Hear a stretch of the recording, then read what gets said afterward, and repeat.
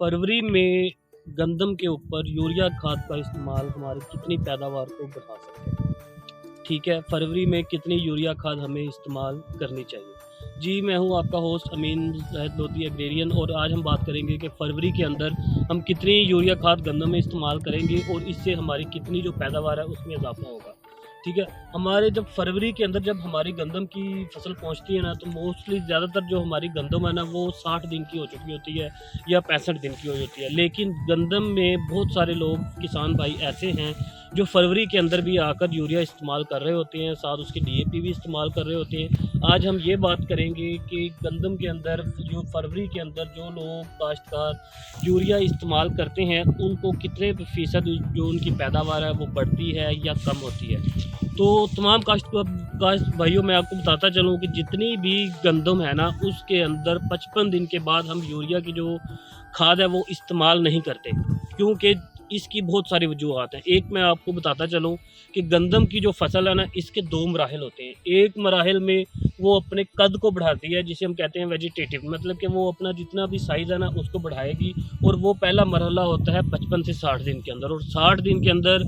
या 60 दिन के बाद जो गंदम है ना इसका दूसरा मरहला स्टार्ट हो जाता है जिसे हम कहते हैं सिट्टा बनने का अमल, कि 55 या 60 दिन के बाद जो गंदम है ना वो सिट्टा बनाना शुरू कर देती है। लेकिन अगर हम 60 दिन के बाद या 55 दिन के बाद गंदम के अंदर यूरिया खाद का इस्तेमाल करते हैं तो वो जो सिट्टा बनाने का अमल है ना उसको गंदम रोक के दोबारा फिर वो कद बढ़ाने की तरफ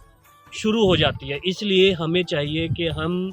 जितनी भी खाद है यूरिया की, चाहे डीएपी या ग्वारा इस्तेमाल कर रहे हैं ना, वो 55 दिन के अंदर अंदर या 60 दिन के अंदर अंदर हम अपनी फसल को अप्लाई कर दें। इसके बाद हमें यूरिया इस्तेमाल नहीं करनी चाहिए, क्योंकि अगर हम पंजाबी में कहें तो फसल दोबारा हमारी कच्ची हो जाएगी, और कच्ची होने के बाद जो हमारा सिट्टा है वो उसको पूरा टाइम नहीं मिलना, और उसके बाद वो छोटा रह जाएगा, जो दाना है वो चिपका होगा। बजाय इसके कि हमारी जो पैदावार है वो बढ़ेगी, वो बढ़ने की बजाय वो पैदावार जो है ना वो कम हो जाती है। इसलिए तमाम काश्तकार भाई अपनी फसल जो गंदम है उसके अंदर 60 दिन के अंदर अंदर अपनी यूरिया पूरी कर लें। और दूसरी बात, ऐसी फसल जिस तरह मैं जिस फसल में मौजूद हूँ ये आपको हल्का हल्का सा पीला रंग दे रही है, और इसकी जो उम्र है वो 60 दिन के ऊपर तकरीबन हो चुकी है।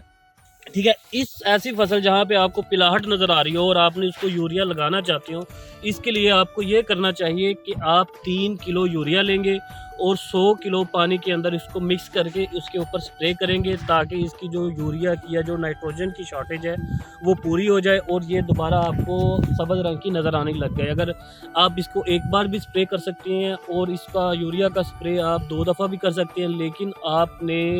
एक बात याद रखनी है, 60 दिन के बाद आपने यूरिया को या डीएपी को अप्लाई नहीं करना, क्योंकि इससे जो हमारी फसल है, जो इसकी पैदावार है वो बजाय बढ़ने से कम होगी। जी, अल्लाह हाफ़िज़।